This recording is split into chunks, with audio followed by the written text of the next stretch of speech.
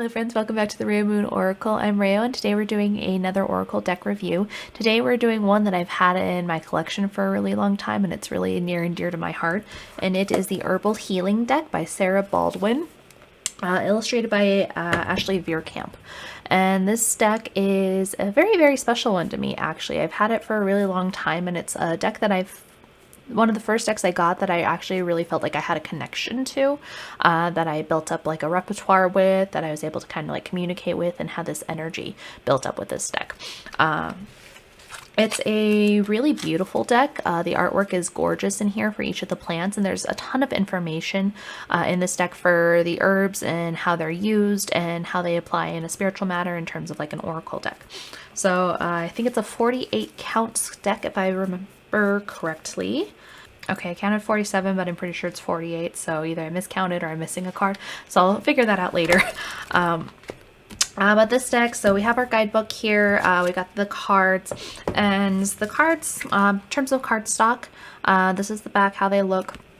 They're a little bit thin, I'd say, in terms of other cards I use, but they haven't, like, I haven't had any issues with them. I've had these cards for a really long time, and they didn't come in a, like, box that's travelable, so it's more like one of the ones you'd see when I did unboxings for like the alchemy deck or the oracle, but it doesn't have its own box that they came in. So these cards I originally just kind of had a hair tie around them to keep them together, and they travel with me a lot, so they've gotten a little bit beat up over time.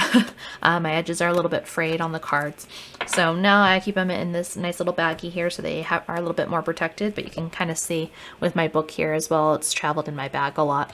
So this deck is well loved by me for sure, and well used.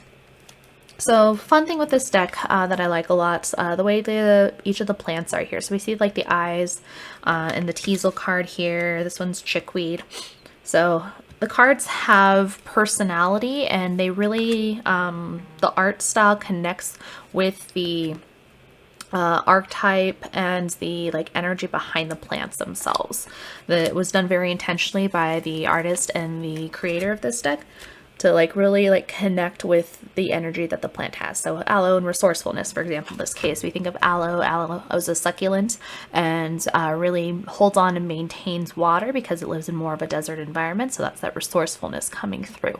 So it's maintaining and keeping a hold of your resources, being resourceful in times of drought, when there's a drought of energy, drought of like money potentially, for example, coming in. So if we're talking about like a career reading and this card comes out specifically, we're talking about, hey, being resourceful with our money, or making sure we're budgeting, or making sure that we are not overspending, that we are being very, very strict with ourselves and making sure we're maintaining our money through this time of resourcefulness that we need to.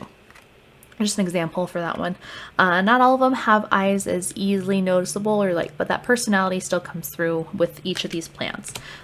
We got the trees here. This one's cherry.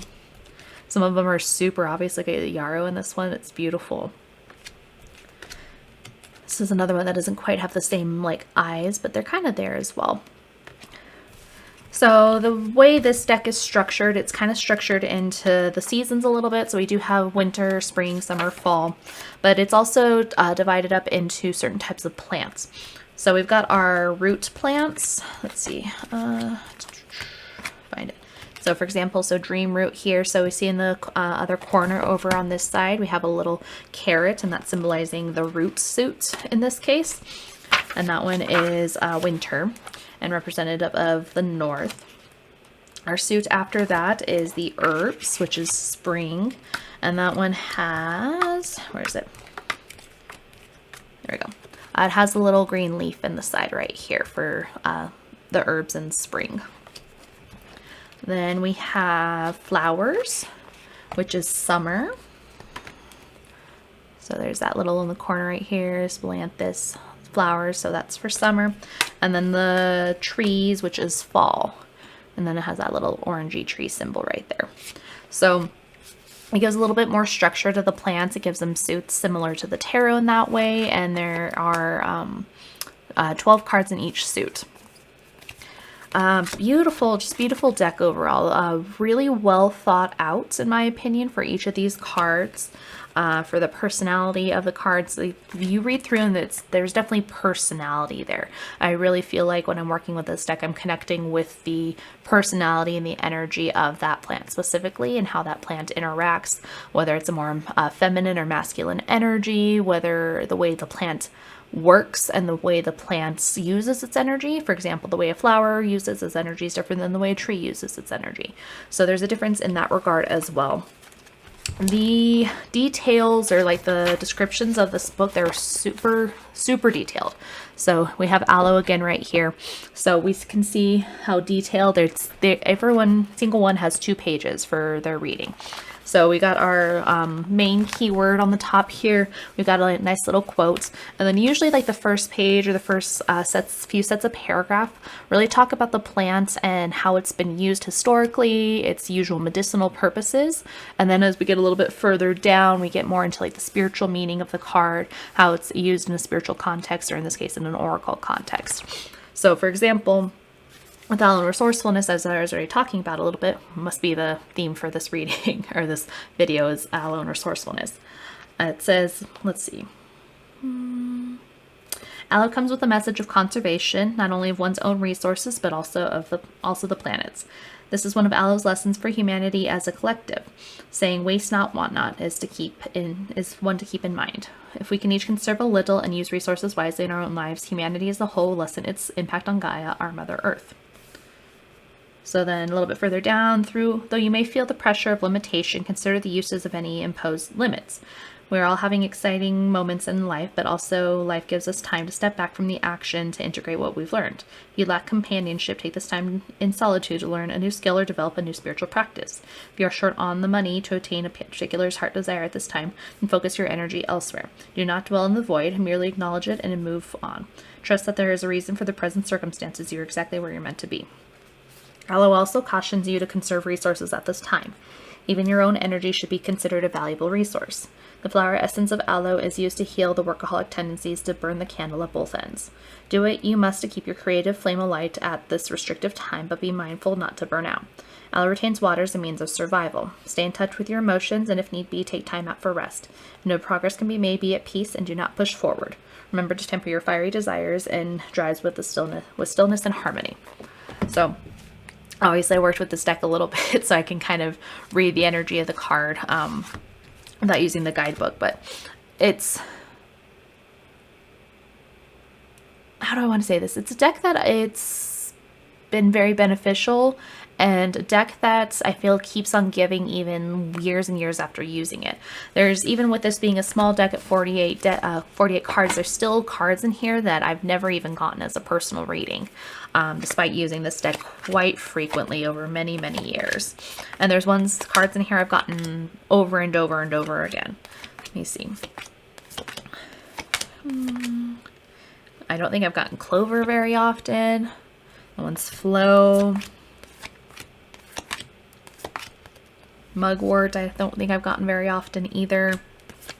So it's interesting because I feel like, again, this is one of the first decks that I got that I really connected with, and I feel that really connected with me, and is also very good about giving me information in the times I need them. With the descriptions being so detailed in the book too, I'm able to kind of pick out more information or pick out what really applies to my situation, and I think that's very valuable with an oracle deck. Some of them are a little bit more bare bones, and this one has tons of information you can use and pull from, and even more research you can do beyond what the book itself gives you here. So you can look up how the herb is used more medicinally across the world. Even though it gives you a lot of that information, there's a lot more research that can be done in that regard. The archetypes and the energy behind it, behind how it's been used historically. There's so much more detail that can be found, and that's why it's almost like the archetypes for this plant, the plants specifically, the herbs specifically. With this deck specifically too, if there were ever to be a second one or like an extended or expansion on this pack for this deck specifically, I'd buy it in a heartbeat. That's how much I love this deck. That's how much I've used this deck and how well it's worked for me over a long period of time. So In terms of shuffleability, I can actually say pretty well with confidence that this deck got much better with time. The way the cardstock is, this is a little bit more of that sticky texture, but since I've used this deck for such a long period of time myself, it's built up those oils over time from my hands using it, and it shuffles really well and gives cards out really easily. So it's one that shuffles well, that I can get a reading out of, and it will just throw cards when I need it. So here's Coldfoot and Presents. Okay, so Herbal Healing deck. What do we want to impart on our watchers today? What information do we have for our viewers?